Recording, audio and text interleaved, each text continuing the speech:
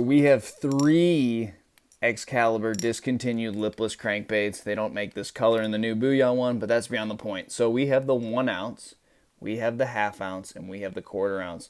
Now, which one of these do the fish see the least on your lake or my lake? Now, the 1/4 ounce, for the most part, I don't think they see it a whole lot, but it's kind of a unique bait because you really have to fish this in shallower water. Now, the ½ ounce, this is the standard size. They probably see this the most. Now, I don't think that color really makes that big of a difference, but that ½ ounce is a really suitable bait for a lot of depths, and you can fish it in the typical grass type places. And then you have this 1 ounce, which is nowhere nearly as manageable as those other sizes, but you can do different things with this. You can fish it out a little bit deeper. You can give those fish a different profile. Now, this is probably the most natural size bait to a fish on the lake that I fish on, Lake Guntersville. Now, I don't like throwing this when the water's in the 40s. It's just a little bit much. But now that we've moved into the 50s, I'm definitely going to rig this bait up. And I'm giving those fish something completely different. Now, it's not just the size, it's also the rate of fall, which when we think in our own heads, when we look at it and we see it, we're like, oh yeah, bigger profile, bigger size.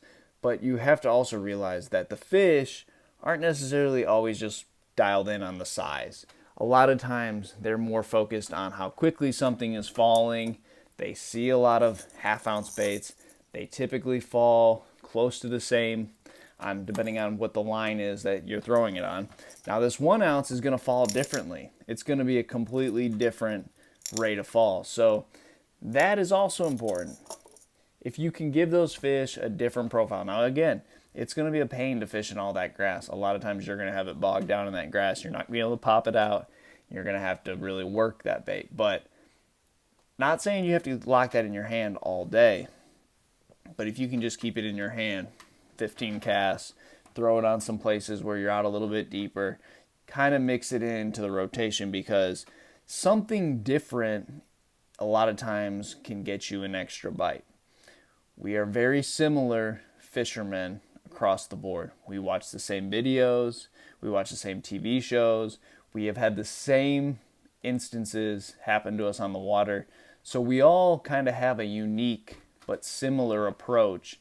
And for that reason, we typically buy the same baits, we do the same things. Now, we all may be fishing a little bit differently, but at the end of the day, we all have this bait, we all have that bait, and we all fish it on this type of line and that type of line. So the fish are seeing a collection of the same lures and the same types of fishing. So fish are not just necessarily pressured. Boats aren't just on top of them all the time, pinging them. They're also seeing the same rate of fall, the same pitches and rattles and all that type of stuff that I've talked about in other videos. So if you can get away, and I'm not saying you have to do that all day, because most of the stuff that us fishermen do work. So we're not going to change what works, but we're talking 1 or 2 bites can make all the difference in your tournament.